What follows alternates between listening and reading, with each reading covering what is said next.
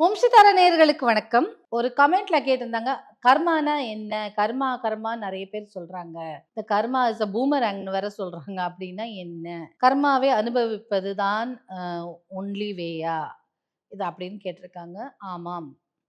First கர்மானா என்னன்னு பார்க்க கர்மாங்கிறது வந்து நீங்கள் செய்யும் செயலின் காரணமாக உங்களுக்கு ஒரு வினை வருது. அப்டின்னா என்ன? நீங்க நல்லது செஞ்சீங்கன்னா, உங்களுக்கு நல்லது நடக்கும். நீங்க கெட்டது செஞ்சீங்கன்னா, அதுவே நம்மளுக்கு ரிஃப்ளெக்ட் ஆகும். அதுதான் கர்மா. ஸோ நல்ல கர்மா, குட் கர்மா, பேட் கர்மா அப்படின்னு சொல்றாங்க. குட் கர்மானா என்ன? பிறருக்கு உதவுவது, யாரா கஷ்டப்படும்போது முன்னாடி போய் நிக்கிறது. அதே மாரி பேட் கர்மான்னா, இப்போ யாருக்காவது நீங்க உதவுறீங்க வச்சுக்கோங்களேன், அங்க உங்க உதவியெல்லாம் எடுத்துன பிறகு உங்கள பத்தியே தப்பா பேசுறது. உங்களுக்கே துரோகம் பண்றது. இல்ல உண்ட வீட்டுக்கே துரோகம் பண்ற மாதிரி.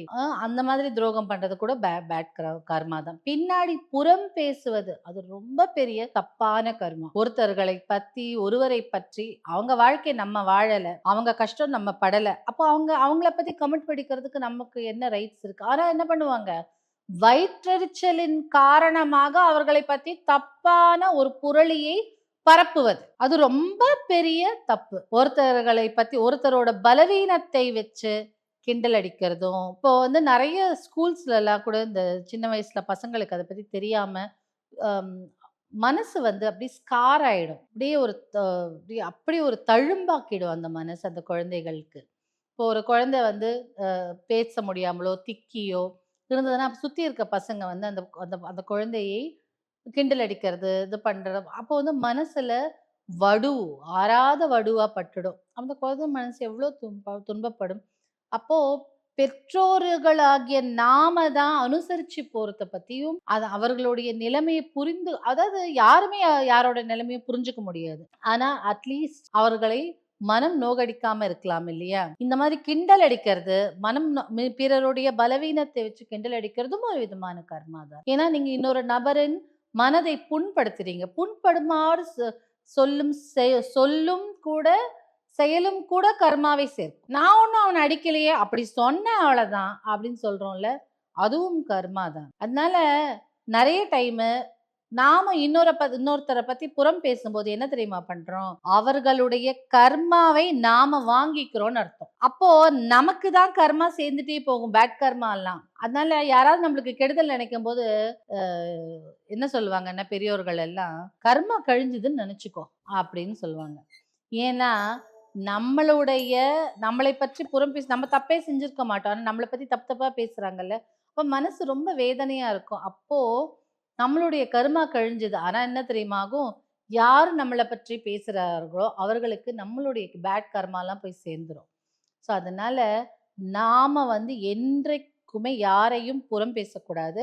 நெக்ஸ்ட்டு சபிக்கிறது. அவங்க நம்மளுக்கு துரோகமே பண்ணியிருந்தாலும், நம் சாபம் குடுக்கும்போது இப்போ ஒரு தாய் எடுத்துக்கோங்க. கடவுள் வந்து ஒரு தாய் இல்லையா? எல்லாருக்குமே அவங்க தானே தாய்.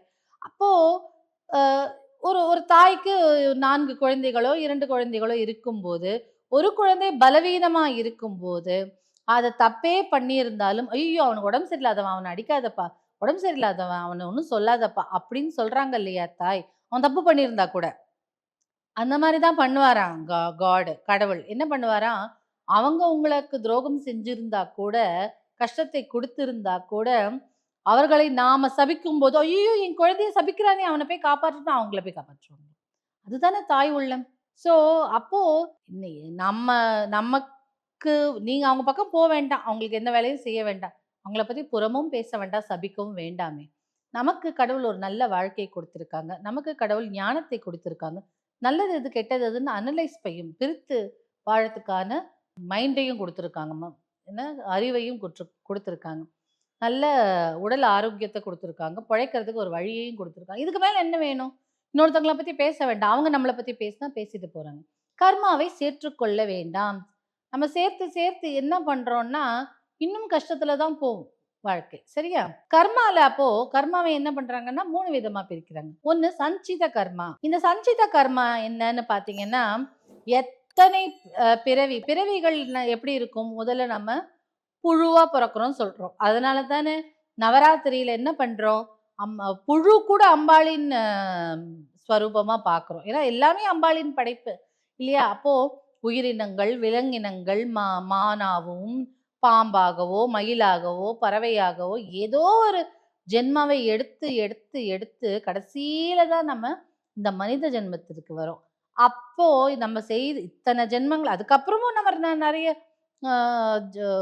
பேர்த் எடுக்கிறோம் இல்லையா மனிதரா பிறக்கும்போது. அப்போ என்ன ஆகுது அந்த ஆத்மா என்ன ஆகுதுன்னா அந்த இத்தனை நாள் எத்தனை ஜென்மத்துல சேர்ந்து செய்த புண்ணியமோ பாவமோ எல்லாம் நம்மளுக்கு வந்து ஒரு இடத்துல போய் குவிந்து நிற்கும். நாம புண்ணியம் செய்த போது நம்மளுக்கு நல்லது நடக்கும். நம்ம பேட் கர்மா கெட்டது செய்யும் போது நமக்கு ஆகாத விஷயங்கள் இருக்கும் இல்லையா? ஸோ இந்த சஞ்சித கர்மாங்கிறது அத்தனையும் சேர்ந்த ஒரு ஒரு தொகுப்பு, ஒரு கூட்டு தொகுப்புங்கிற மாதிரி. பிராரப்த கர்மா அப்படின்னா என்ன அர்த்தம்? நான் இவ்வளோ மட்டும் அனுபவிச்சுக்கிறேங்க, அடுத்த ஜென்மத்துல மிச்சத்தை பார்த்துக்கிறேன் அப்படின்னு சொல்லும் போதும், இல்ல இந்த காலகட்டத்துல இதை மட்டும் அனுபவிச்சுக்கிறேன், இது மட்டும் எடுத்துக்கிறேன் அப்படின்னு சொல்லி கொஞ்சம் கொஞ்சமா எடுத்துக்கிறது தான் பிராரப்த கர்மா. 3வது கர்மா என்னன்னு பார்த்தீங்கன்னா, ஆகாமிய கர்மா. ஆகாமிய கர்மா என்னன்னா, இப்போ நம்ம வாழ்ற காலத்துல செய்யும் கர்மாக்கள். நல்ல கர்மா, கெட்ட கர்மா. இது எல்லாமே கொண்டு போய் நம்ம எல்லாம் சேர்த்து வைக்கிறோம் இல்லையா ஒரு இடத்துல. இந்த சஞ்சித கர்மாவிடம் கொண்டு போய் சேர்த்துடும். இதுதான் இந்த 3 வகையான கர்மா. அப்போ இந்த கர்மாவை கழிக்க வேற வழி இல்லையான்னா, கண்டிப்பா நம்ம செய்ததுக்கு நம்ம அனுபவிச்சு தான் ஆகணும். நல்லது செஞ்சா நல்லது அனுபவிப்போம். தவறு செய்தால் தவறான வாழ்க்கையை அனுபவிப்போம்.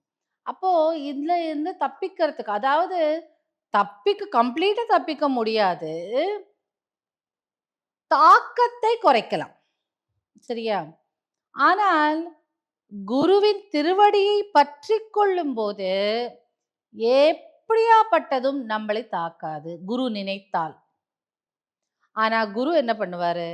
அவரும் உலக நியதியை ஃபாலோ பண்றவர் தானே. அவரும் கடவுளுக்கு நிகர் தானே. அவர் என்ன பண்ணுவார்? சரி, உனக்கு இது நீ செய்த கர்மாவை எல்லாம் நீ அனுபவிக்கிறாயா? நான் உன் துணையாக நிற்கிறேன்.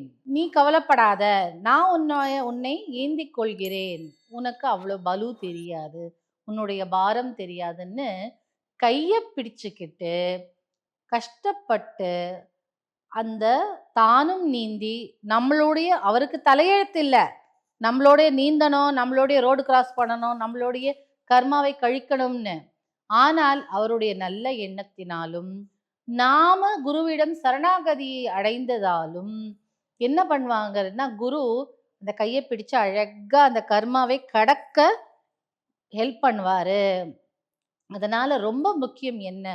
ஒரு நல்ல குரு, அந்த குரு ராகவேந்திரா இருக்கலாம், மகாபெரிவா இருக்கலாம், இல்ல சாய்பாபாவா இருக்கலாம், எப்படியோ குரு, அந்த குருவின் திருவடியை முதல்ல பற்றிக்கணும். குரு அல்லாது நம்ம இல்லையே. அப்போ ஒரு நல்ல ஆதிசங்கரர் எல்லாருமே நல்ல குரு. சேஷாத்ரி சுவாமிகள், ரமண மகரிஷி எல்லாமே நல்ல குருமார்கள்.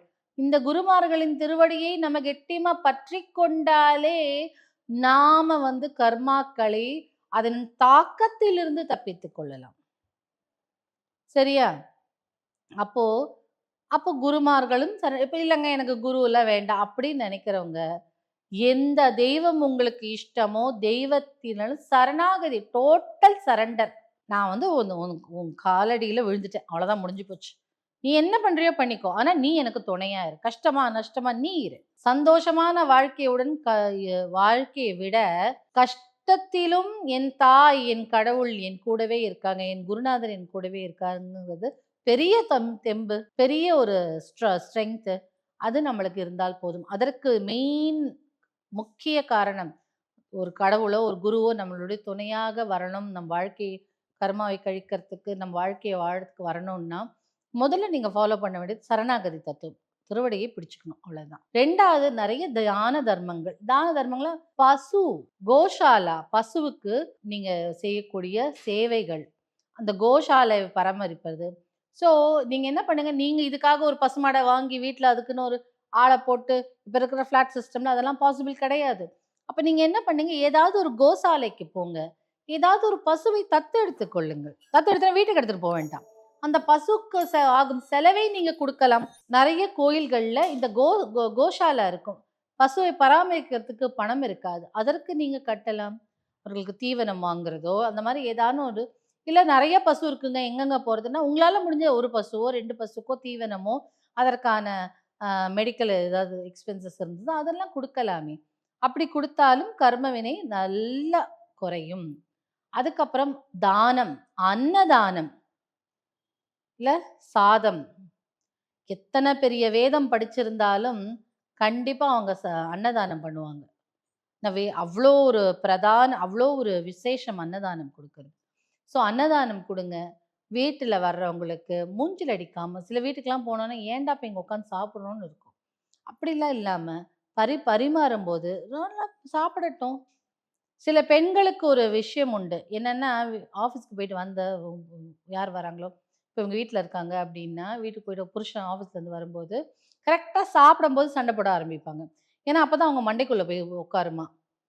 ஆமா மேடம். அப்பதான் வந்து மாமியார பத்தி சொன்னா கேட்பாரு. இல்லாட்டி எழுந்து போயிடுவாரு. சாப்பிடும்போது எழுந்து போ முடியாதுல்ல. இப்படிலாம் பிளான். பாவம் அந்த மனுஷன் காலையிலேருந்து ராத்திரி வரைக்கும் உலோலோலோன்னு உழைச்சுட்டு, அப்பதான் ஒரு ஒரு வாய் சோறு, ஒரு வயித்துக்கு தானே சாப்பிடுறாரு. இத்துணூண்டு சோறு சாப்பிடுறதுக்கு உட்காருவாங்க. உடனே நம்ம வந்து, உங்க அம்மா இப்படி பண்ணாங்க, உங்க அக்கா இப்படி பண்ணாங்க, உங்க தங்கச்சி இப்படி ஃபோன் பண்ணாங்க, இவங்க இப்படி சொன்னாங்கன்னு சொல்லி கடுப்பேத்தி அந்த சாப்பாடே நிம்மதியா சாப்பிட விடாம பண்றோம். அதுவும் ஒரு விதமான கர்மா தான். ஸோ அதனால நீங்க வந்து இப்போ 2 பேருமே வொர்க் பண்றாங்க. பட் ஜென்ரலா கொஞ்ச நாள் பின்னாடிலாம் எனக்கு தெரிஞ்சே என்கூட படிச்சவங்களே அவங்க அப்படிதான் சொன்னாங்க. ஸோ அந்த மாதிரிலாம் இல்லாமல் போடுற சாப்பாடு ஒரு ஒரு பிடி இருந்தாலும், சாப்பிடுறது ஒரு பிடி இருந்தாலும் சந்தோஷமாக பரிமாறுங்கள். சந்தோஷமாக கொடுங்கள். யாரா பசின்னு வந்தா சாப்பாடு போடுங்க. உங்களுக்கு பிறந்த நாளோ, கல்யாண நாளோ, இல்ல ஏதாவது நல்லது செய்யணும்னு ஒரு லாபம் வந்ததுன்னா, அந்த காச கொண்டு போய் நீங்க அன்னதானத்துக்கு குடுக்கலாம். டெய்லியே என்ன பண்ணுங்க, நீங்க அரிசி போடுவீங்கல்ல சாப்பாடுக்கு. அப்போ ஒரு பிடி அரிசி எடுத்து தனியா ஒரு பேக்ல போட்டு வைங்க. இது என் குருநாதர் எங்களுக்கு சொன்னது. அத நான் உங்களுக்கு சொல்றேன். ஒரு பிடி அரிசி எடுத்து ஒரு கவர்ல போட்டு வைங்க. அது மாரி ஒரு மாசத்துல 30 பிடி அரிசி இருக்கும். அப்ப 30 பிடி அரிசினா அட்லீஸ்ட் 1 1/2 கிலோ, 2 கிலோ பிடி வராதா? ஒரு அரிசி வராதா? இல்ல 1 கிலோ வராதா? அதுல அன்னதானத்தை எங்கேயாவது கோயில் அன்னதானம் குடுக்கலாம். அப்படி பண்ணா கூட உங்களுக்கு வந்து கர்மா கழியும். ஸோ கர்மா நம்ம எல்லாரும் செய்றது தான். அதனால பிறர் பத்தி புறம் பேசுவதும், பிறர் மனசு நோகுறபடி நடந்துக்கிறதும், சொல்லை சொல்வதும் அதுவும் கர்மா தான். அதனால நம்ம யார பத்தியும் புறம் பேச வேணாம். நம்ம உழைச்சுட்டே போவோம். நேர்மையா உழைப்போம். கடவுளின் துணையோடு கண்டிப்பா சக்சஸ்ஃபுல்லா இருக்கும். உங்களுக்கு நல்ல கர்மாவே வந்து சேரும். முடிஞ்சா ஹெல்ப் பண்ணுங்க. அன்னதானம் பண்ணுங்க.